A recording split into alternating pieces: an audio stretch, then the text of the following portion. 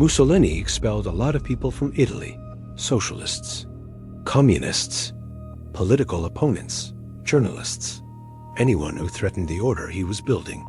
In 1923, he expelled Aleister Crowley, not for politics, not for subversion, not for any of the reasons he expelled everyone else.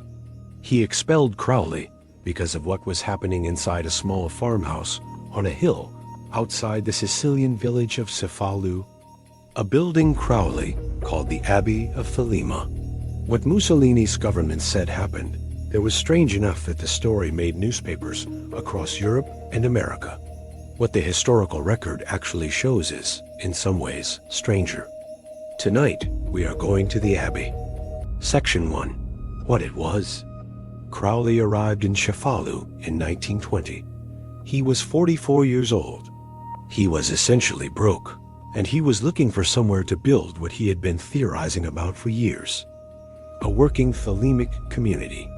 A place where people could live according to the principles of the Book of the Law, pursue magical practice seriously and systematically, and demonstrate that the thelemic system actually worked as a way of life.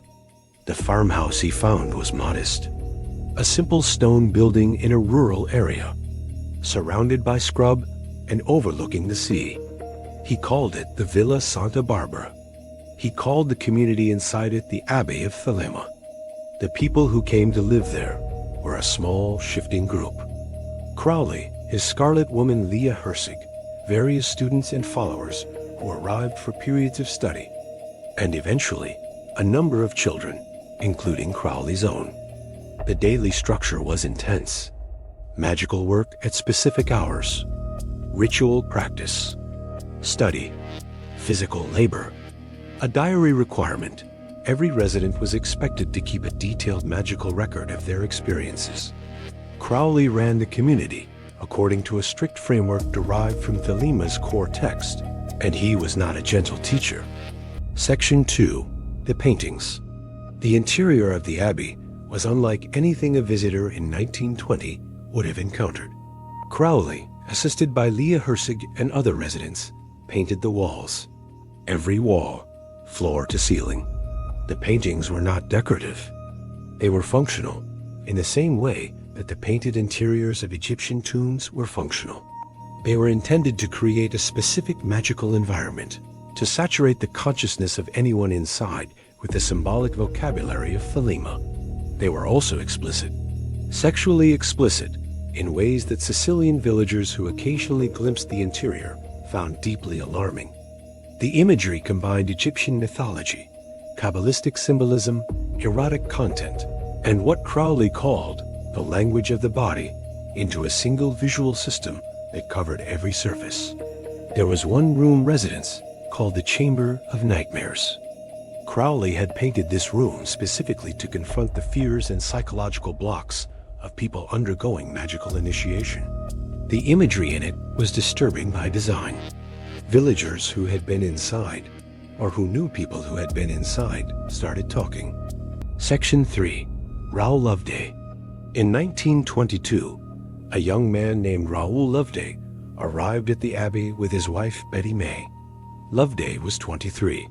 He was Oxford-educated, talented, and deeply drawn to Crowley's work. His wife Betty May had not wanted to come. She found Crowley sinister and the whole enterprise suspicious, but she followed her husband. She watched what happened. Loveday threw himself into the Abbey's practices with the intensity of a convert. He participated in rituals. He kept his magical diary. He worked. He also drank water from a local stream that Crowley had specifically warned residents not to drink from. In February 1923, Raoul Loveday died.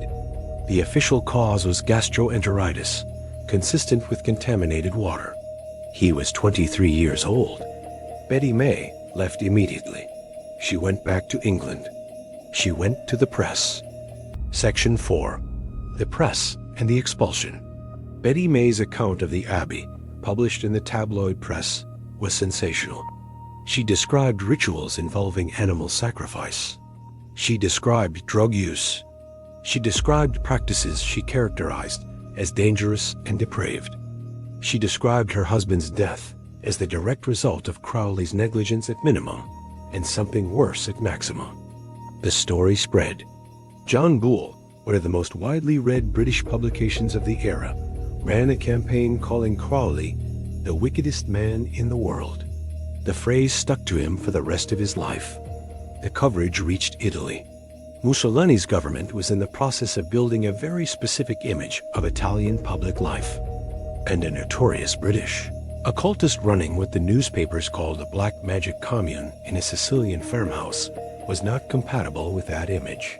In April 1923, Crowley received an order of expulsion. He was required to leave Italy. He left. The abbey was abandoned. The paintings remained on the walls. Section 5. What the record shows. Here is where the strange but true part becomes genuinely complicated. Loveday's death by gastroenteritis from contaminated water is consistent with the medical record. Crowley had warned against drinking from the local stream. Whether that warning constitutes negligence or reasonable precaution is a matter of interpretation. The animal sacrifice Betty May described was real.